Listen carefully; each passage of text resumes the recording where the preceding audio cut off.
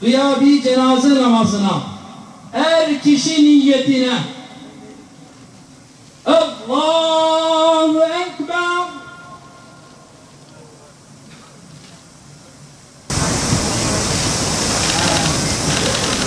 Allahu Ekber, Esselamu Aleyküm ve Rahmetullah, Esselamu Aleyküm ve Rahmetullah.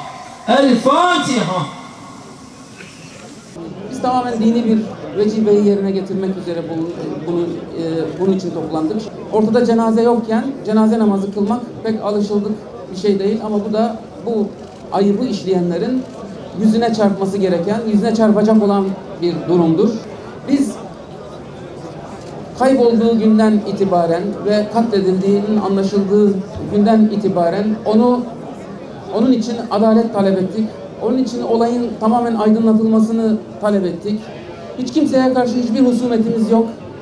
Sadece adalet talep ettik. Sadece olayın bütün ayrıntılarıyla birlikte ortaya çıkarılmasını talep ettik. Şu zamana kadar ortaya çıkan birçok gerçek onun çok hunhar bir biçimde, çok vahşi bir biçimde katledilmiş olduğu ve cesedinin parçalanarak konsolosluk dışına çıkarılarak bir yerlerde yok edildiği şeklindedir. Bu cinayet sadece Cemal Kaşıkçı'ya karşı işlendi. Cemal Kaşıkçı'nın naçiz vücudunu ortadan kaldırmış olabilir ama fikirlerini yaydı.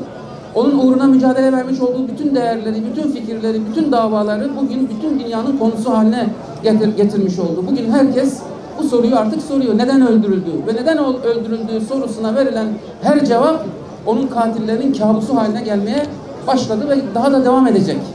Cenaze var mı yok mu bilmiyoruz. Çok ahlaksızca, fütursuzca duyduğumuz haberler geliyor kulaklarımıza.